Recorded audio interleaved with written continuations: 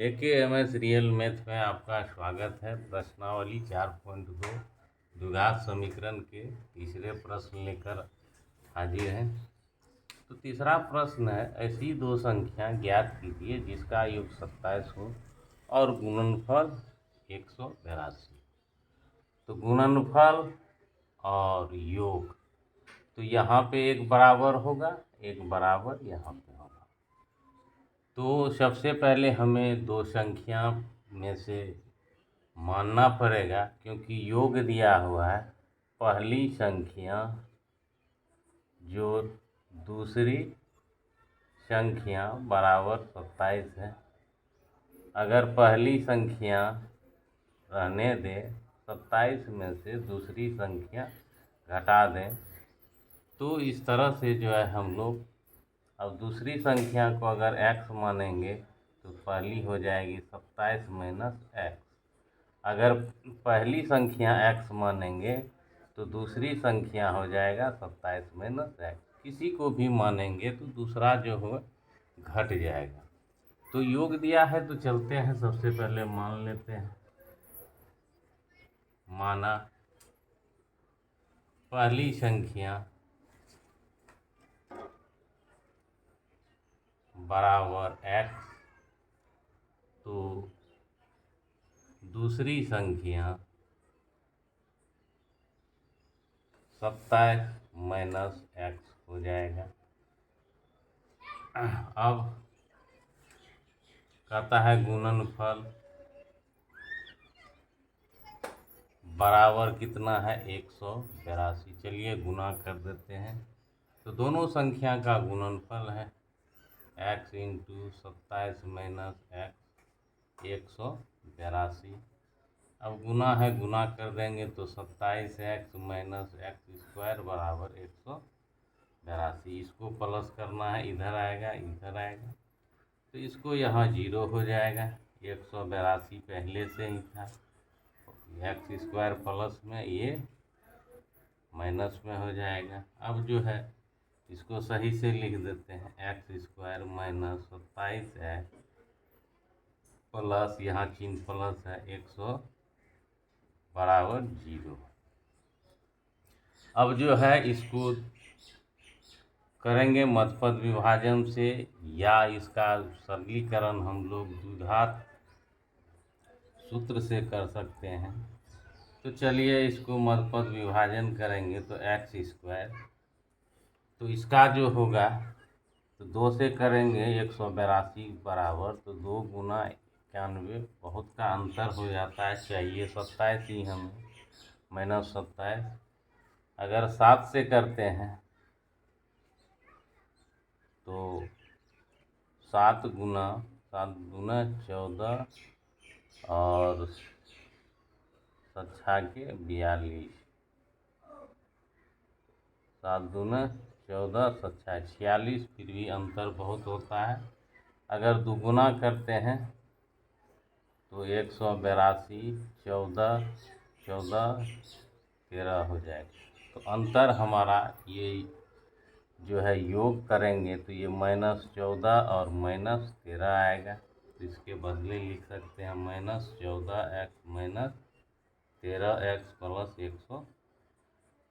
अब जो है कॉमन लेना है, तो यहाँ दोनों में x कॉमन आ रहा है, भाग देंगे x बचेगा -14 बच जाएगा, फिर यही आगे आएगा x माइनस बराबर 0 हो जाएगा।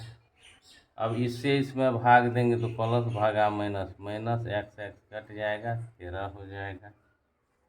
अब जो है यह x माइनस 14 फिर कॉमन हो जाएगा और यहाँ पे x बच जाएगा और यहाँ कटेगा -13 बच जाएगा। अब जो है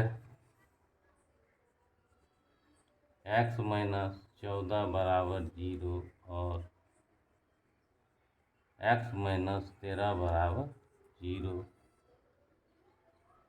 x बराबर 14 और x बराबर 13।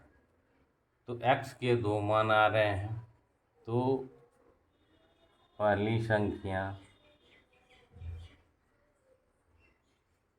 14 अगर मानते हैं तो दूसरी संख्या 27 में से x घट जाएगा, तो 27 घटा 14 बराबर 13। तो एक उत्तर ये हो सकता है, एक ये होगा। अगर पहली संख्या 13 मानेंगे, यहाँ 13 आएगा, तो दूसरी संख्या यहाँ 14 आ जाएगा। तो कोई भी एक मान लेकर के बना सकते हैं। चलते हैं अगले प्रश्न की ओर। चौथा सवाल है, दो क्रमागत धनात्मक पूर्णांक। तो दो क्रमागत धनात्मक पूर्णांक है। सबसे पहले क्रमागत क्या होता है? क्रमागत होता है 1 के बाद 2, 2 के बाद 3, 3 के बाद 4, 4 के बाद, ये क्रमागत होते हैं। यहाँ से यहाँ आते हैं तो 1 का वृद्धि होता है। यहाँ से 3 के पास जाएंगे तो 2 का वृद्धि होगा। यहाँ से 4 के पास जाएंगे तो 3 का वृद्धि होगा। यहाँ से 5 के पास जाएंगे तो 4 का वृद्धि होगा। अगर यहाँ x माने तो ये पहला हो गया, तो पहला धनात्मक पूर्णांक जो हो जाएगा हमारा, वह हो जाएगा x, और दूसरा धनात्मक पूर्णांक x+1, तीसरा x+2, ये याद रहना चाहिए। चौथा, क्योंकि इस पर बहुत सारे सवाल पूछे जाते हैं कंपटीशन में भी, चौथा के बाद पांचवा x+4। तो इस तरह से जानेंगे, हमें 2 का है ही, तो ये ऑटोमेटिक हमें मान करके चलना पड़ता है। तो ये ऐसा ही होता है, पहला, दूसरा, तीसरा, चौथा और पांचवा।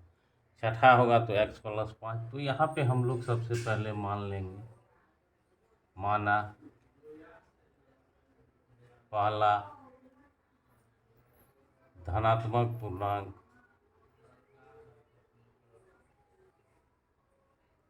बराबर x, और दूसरा धनात्मक पूर्णांक x+1।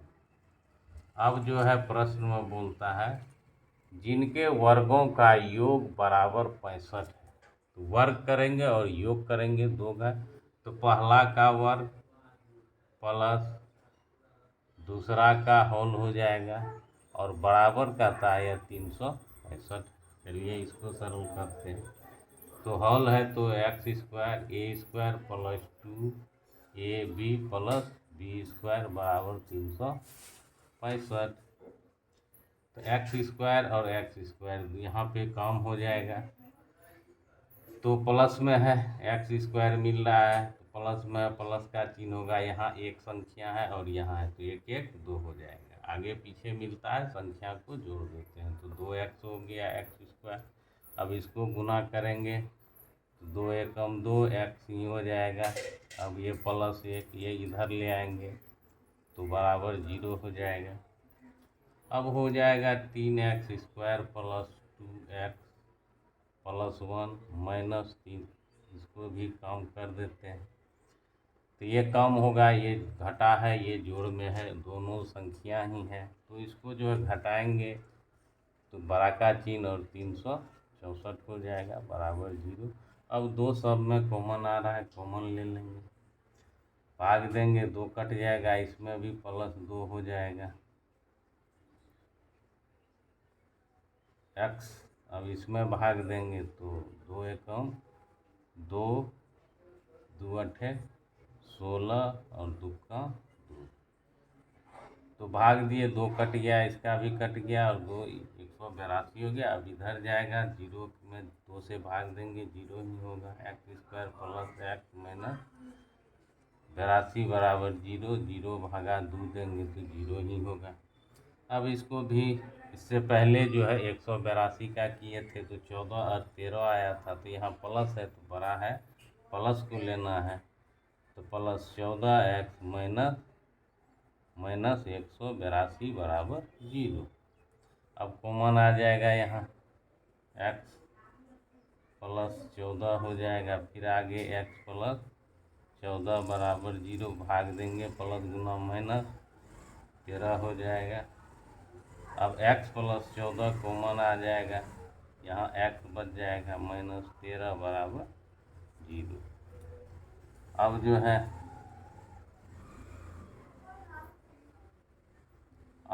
x प्लस 14 बराबर 0 या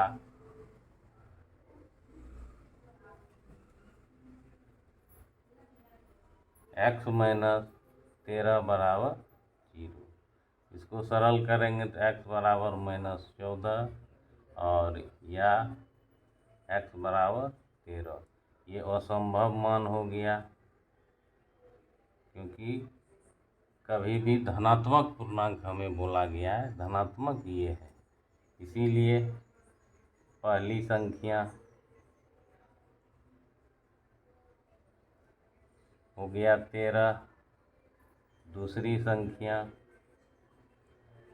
बराबर x प्लस 1 है, x का मान 13 है, प्लस 1 बराबर 14। तो ये हमारा एक उत्तर और एक, तो इस तरह से चौथा सवाल बना। अब इसको जो है चेक भी कर सकते हैं। तो यहाँ देख लीजिए x स्क्वायर है, तो x का मान है 13 स्क्वायर और ये आया है प्लस 13 1 14 का होल स्क्वायर बराबर 365। ये हो जाएगा 169।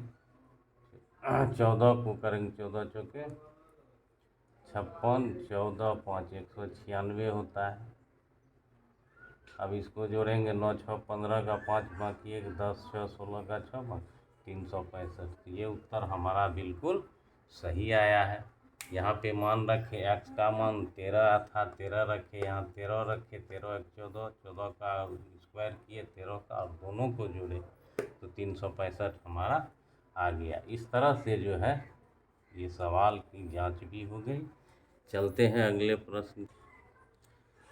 पांचवा सवाल है, एक समकोण त्रिभुज की ऊंचाई की बात यहाँ खत्म हो रही है, बराबर यहाँ देंगे। इसके आधार से 7 सेंटीमीटर कम है, एक बराबर हमें मिल चुका है। उसके बाद कर्ण है 13। तो कहता है अन्य दो भुजा ज्ञात करना है। तो सबसे पहले हमको जो दिया है वो लिखना है। तो हल में है कर्ण हमें दिया गया है 13 cm। जब 13 cm दिया हुआ है और त्रिभुज हमारा समकोण है, समकोण में ही कर्ण, लंब और आधार होते हैं समकोण त्रिभुज में। अब जो है ये दिया गया है समकोण त्रिभुज की ऊंचाई, और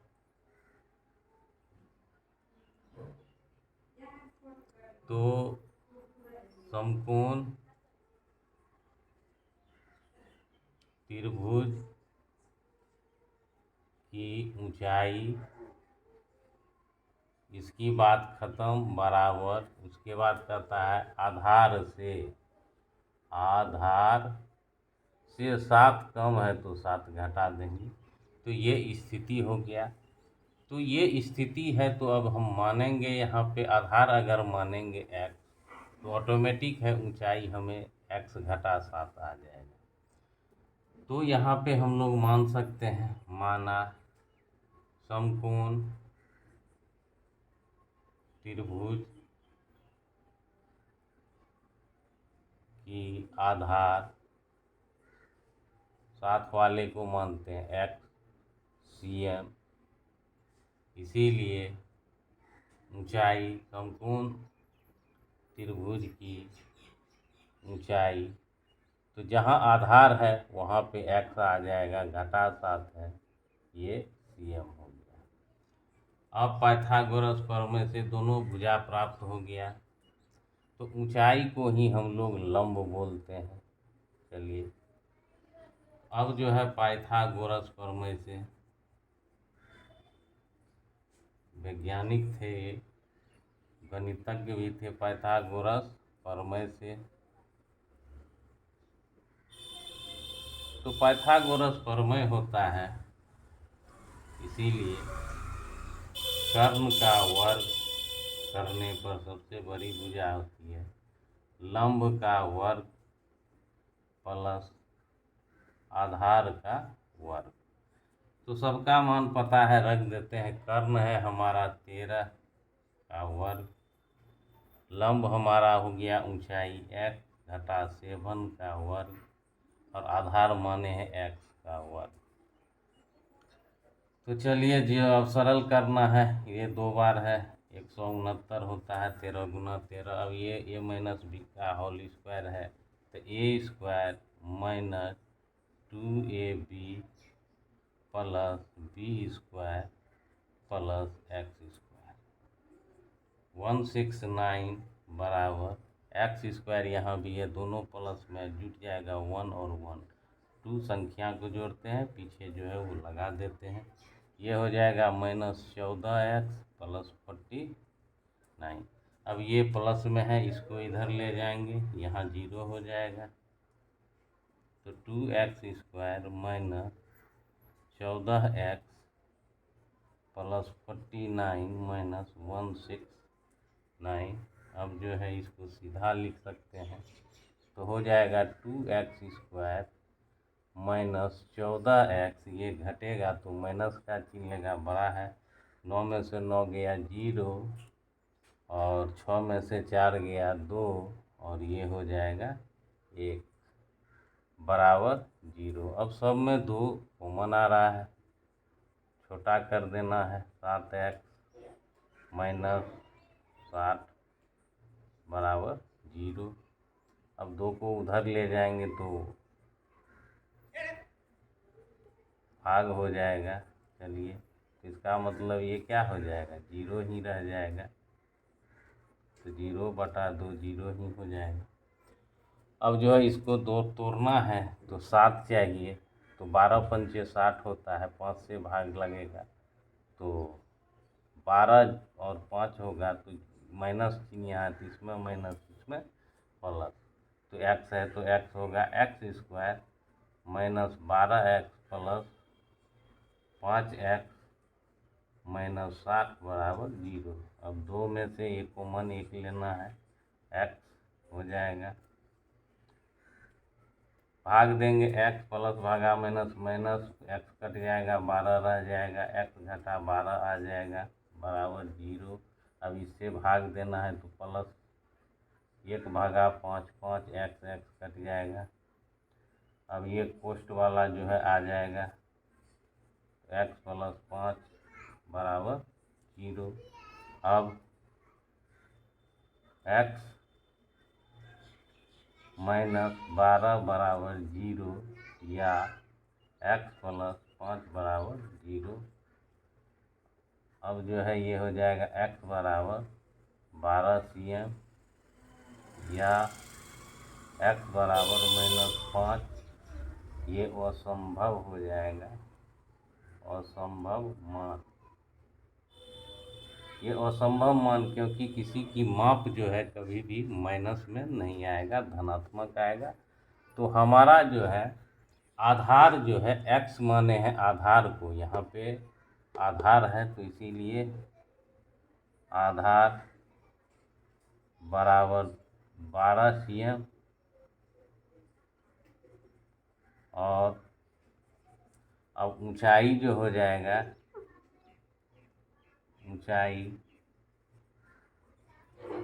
ऊंचाई हमारा हो जाएगा, 12 में से 7 घटेगा तो 5 cm हो जाएगा, 12 घटा 5 हो जाएगा। तो ये हमारा जो है उत्तर हो गया। तो यहाँ पे जो है ऊंचाई यहाँ है। अब जो है मान देख करके देखते हैं क्या यह सही होता है या नहीं। तो ये यहाँ पे है हमारा समीकरण, तो इसमें अगर करते हैं तो ऐसे भी 12 का वर्ग और 5 का वर्ग करते हैं तो 13 का वर्ग के बराबर होता है 144 प्लस 25 और 169, ये जोड़ेंगे 16। तो ये पूर्णतः जो है सत्य है। एक का आधार 12 और ऊंचाई 5 cm। 5वां सवाल है, छठा सवाल है 4.2 का, कहता एक कुटीर उद्योग एक दिन में कुछ बर्तन बनाते हैं, ये कुछ बर्तन निर्माण करते हैं। तो कुछ है तो इसका मतलब है ये हमको संख्या में चाहिए। कहता है एक विशेष दिन यह देखा गया तो प्रत्येक नग का निर्माण लागत, प्रत्येक नग का निर्माण लागत जो है यहाँ बराबर होगा, क्योंकि निर्माण लागत की बात यहाँ खत्म हो रही। अब कहता है उस दिन निर्माण किए गए बर्तनों की संख्या, निर्माण किए गए बर्तनों की संख्या के दोगुने से 3 अधिक थे। एक लाइन हमारा यहाँ से यहाँ तक में एक समीकरण आएगा। फिर कहता है उस दिन कुल निर्माण लागत, ये कुल निर्माण लागत यहाँ बराबर आएगा। तो दो चीज़ हमको चाहिए, दोनों बराबर आ गया। उसके बाद बर्तन निर्मित बर्तनों की संख्या और प्रत्येक नग की लागत ज्ञात कीजिए। तो सबसे पहले ये यहाँ स्पष्ट है कुछ बर्तन, तो सबसे पहले ये कुछ है, इसको मान लेते हैं। तो माना, हल करते हैं। तो कुछ बर्तन निर्माण कर रहा है, तो माना निर्मित बर्तनों की संख्या, निर्मित बर्तनों की संख्या जो है वह हमारा x हो गया। अब प्रश्नानुसार चलते हैं। तो प्रश्नानुसार में पहला प्रश्न का यहाँ है कि प्रत्येक नग का निर्माण लागत, यानी प्रत्येक मतलब एक होता है, एक नग की निर्माण लागत बराबर है, बराबर देना है। कहता है उस दिन निर्माण किए गए बर्तनों की संख्या, ये निर्माण किए गए बर्तनों की संख्या जो है हमें पता है, ये लागत नहीं पता था। अब उस दिन निर्माण किए गए ये हमें x पता है, तो यहाँ पे x हो गया। यहाँ तक निर्मित बर्तनों की संख्या बराबर के बाद ये हो गया निर्मित बर्तनों की संख्या का 2 गुना कर दिए। और 3 अधिक है, 3 अधिक कर दिए। गणित में कभी वापस नहीं आते, जाते हैं एक सीध में। और इस तरह से जो है निर्माण लागत जो है हमारा हो गया 2x + 3। अब जो है और दूसरी बात है, यहाँ कहता है कुल निर्माण लागत, कुल निर्माण लागत 90 रुपये दिया गया। तो कुल निर्माण लागत अगर 90 रुपये है तो यहाँ पे कुल निर्माण कब होता है? तो कुल निर्माण होता है वस्तु की संख्या गुना एक वस्तु का कीमत। तो यहाँ वस्तु है x और कीमत है इतना, निर्माण लागत, दोनों का गुणनफल ही जो है यह कुल निर्माण लागत होगा। इसीलिए वस्तु x है, वस्तु गुना एक वस्तु का मूल्य जो है 2x + 3 बराबर 90 हो गया। अब ये हो गया 2x² गुना है प्लस 3x, ये इधर आ जाएगा -90 बराबर 0 हो जाएगा। तो 2x² 3x और यह 90 हो गया।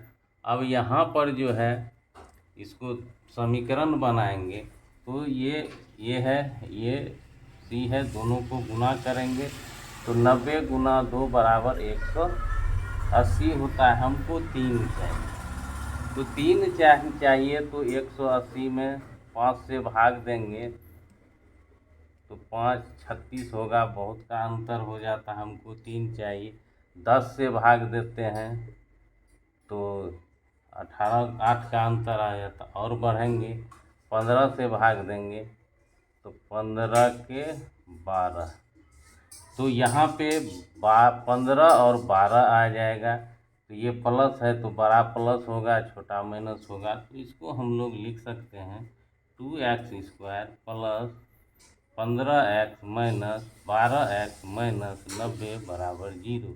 ये मध्यपद विभाजन हो गया, 2x² का 2x ही, ये 3 का यहाँ तक सरल करेंगे 3 होगा माइनस। अब जो है कॉमन ले लेना है, तो x कॉमन आएगा हमारा, तो ये हो जाएगा 2x और ये आ जाएगा प्लस 15, यह आ जाएगा 2x प्लस 15 बराबर 0। अब भाग देंगे, प्लस भागा माइनस, माइनस 2 छाके 12, 6 आ जाएगा। तो अब जो है फिर कॉमन लेना है, तो कॉमन लेंगे तो देखते हैं 2x प्लस 15 हमारा कॉमन आ जाएगा, तो ये कट जाएगा, ये x बच जाएगा और यहाँ ये कट जाएगा, -6 बच जाएगा बराबर 0। तो अब